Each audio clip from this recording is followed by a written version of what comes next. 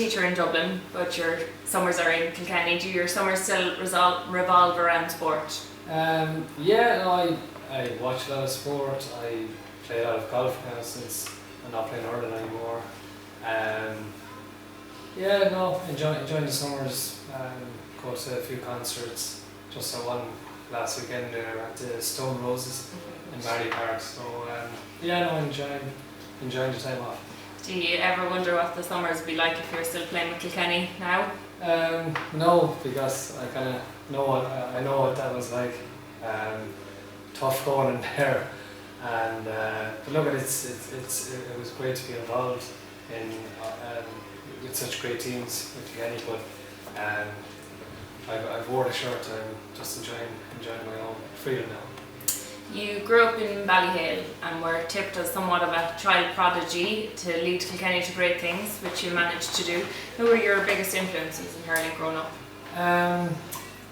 I suppose apart from the obvious ones like my parents and the teachers in Ballyhale School, and especially Joe Dunphy, the principal down there, I would just say the whole general community and the environment, because if you're born into such a hurling environment, you don't know any other sport, you don't know anything else, only hurling.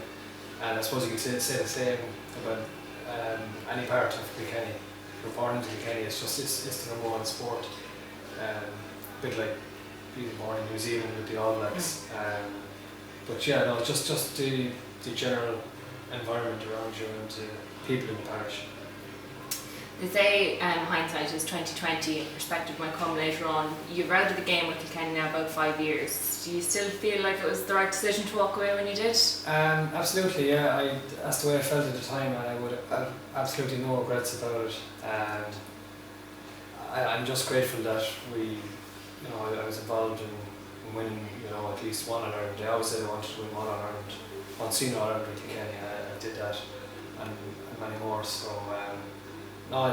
It's a little bit like climbing Mount Everest. I've climbed it several times, and I just motivation went.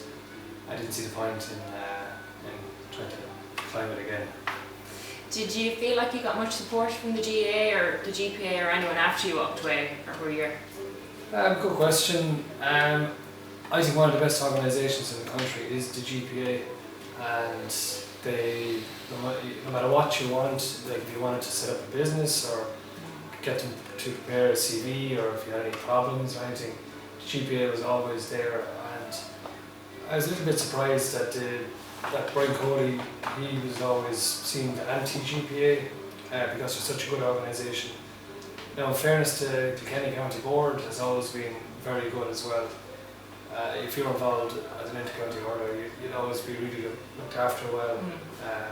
Which I couldn't say enough about the GPA. What level of commitment does it take to be a Kilkenny hurler? If I was talking to any young guy going in, 19, 20 years old, you kind of have to be prepared to put everything into it. If you have other interests, or you want to go travelling, or if you can't put hurling as your main priority in your life, even ahead of relationships or other things, you've got to be prepared to give it 100%.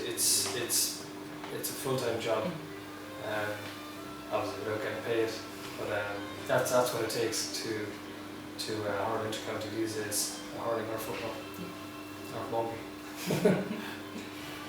I want to talk to you for a moment about your relationship with Brian Cody. There's been a lot said about it over the years. How would you describe Cody? There are two sides to him. He's away from hurling and stuff. He's a really nice guy. He's a different aura about him. He's more relaxed. He's chilled. He'd do any favour he could for you. I wouldn't know him that well, but I just know from talking to him and stuff. But when it comes to a manager, he's very ruthless, cold-blooded. Doesn't make friends with anyone, and I suppose you have to do that to make hard calls. And even on team holidays and stuff, he'd just completely avoid the players. He'd go off on his own thing. But look, in sport, he kind of treats it as a business, and to succeed, you just have to be ruthless and you have to be prepared to do those things. How would you describe his management style with Kilkenny? Well, he creates such a kind of an atmosphere around the camp that everyone has a lot of respect for him. I'd say if you asked a lot of the players, are actually afraid of him. There's a fear there, and you can understand that because at the end of when it comes to championship time, everyone wants to be on a team, and who decides that? Only Brian Cody. So every move you make, every move in training, you're always under pressure to please this manager, because he's the one who has the call. Like, no one wants to be sitting on the bench, and it just like everyone then just works to that goal. And is that right? I don't know. I don't think so. But he just seems to have control over every player's life. And I suppose that seems to be the manager. Do you think Kilkenny could have achieved the same level of success without Brian Cody at the helm? There was a time there where, a lot of people said that Kilkenny had probably the two best teams in Ireland, the A team and the B team. If you looked at the bench, there's definitely an element of Kilkenny had the players. But I mean, on the other side of that, last few years, Kilkenny are finished, they're beaten, and they're still there. And you have to give credit to the players, but you have to definitely give credit to Brian Cody for keeping it going and getting the best out of players that might not be as talented. So he seems to be blooding new players every year, and the show is still on the road. The bandwagon is rolling. Were you surprised that Kilkenny managed to maintain the success when so many of the great players stepped away in the last few years? A little bit, to be honest. Yeah, a little bit. I suppose the same strength in depth in the panel is probably not there, but we're still competing. maybe it's down. Excuse me. Maybe it's down to the all-round standard dropping a little bit. I don't know the answer to that question, but I'm surprised that they're able to maintain that hunger and motivation and drive to succeed when you're doing it year after year. Given that you were such an off-the-cuff player in your time with Kilkenny, do you think you'd enjoy playing now, the way it's so focused on tactics and game plans? Do you see that difference? I think Kilkenny we never had a game plan. It was go out and play your own position, win your own ball, and just move it on to the next game as fast as you can.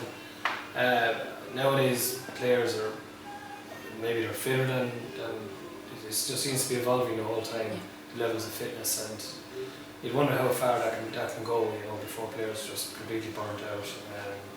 So in fairness, there's a Kenny trainer there, Nick Dempsey is very good at keeping a bit of freshness among the players, because that's really important. If you're going non-stop 6 nights a week, you're going to burn out, and mentally and physically.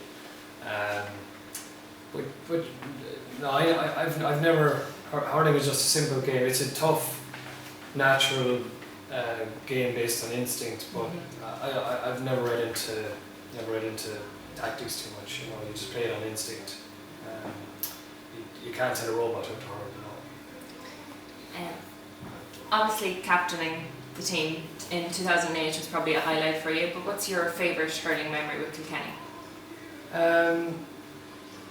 Favourite memory? I have to say winning my first Seal of Ireland with Kilkenny in 2006, because I think Cork were going for 3 in a row as well.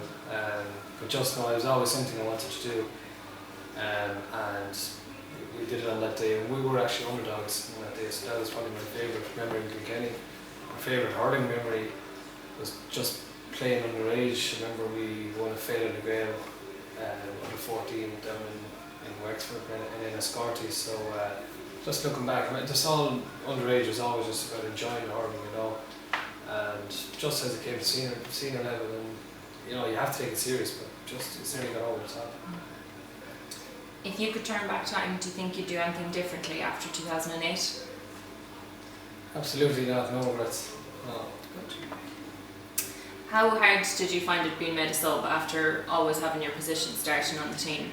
Yeah, that was difficult. I've never, all the way up underage, being a sub was kind of alien to me, and no, I didn't. I found it difficult to accept. And you're sitting beside some of the supporters in the stand, and you have to do all the training. And you said, "Jesus, sure, might as well be a supporter now. Might as well have paid to get in." No, I found that difficult to accept, and no, it was either all or not with me. Did you enjoy your time overall as an inter-county hurler? Some great memories overall, but if I was being honest, I didn't really enjoy being an inter-county hurler. You're going into training, and every training session is a battle of survival. And you could be marking Noel Hickey, you could be on JJ Delaney, you could be on Tommy Welsh, and Jesus, you're under pressure from the word go. And if you're not on your toes, if you're not firing on all cylinders, if you're on a good form, you'll be wiped out. And yeah, look, as I can say, winning, being a successful team and winning All Irelands and coming back to Kilkenny and homecomings and going to the All Ireland on a big day, like it was unbelievable, alright. But overall, it was tough going, and even going back in November, December training, I absolutely dreaded that. I really hated that, to be honest. No, like just grateful to have been so successful. If Brian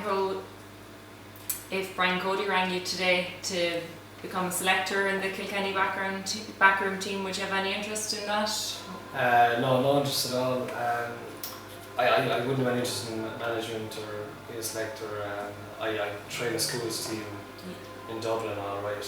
That's about as far as I go now. I enjoy watching the children play, but it's a tough position, because you always seem to be under fire. If your team underperforms, people are always out there to criticise you, and whether it's in the papers or it's online, you're there to be shot at. But I suppose you just have to do your job and block all that out.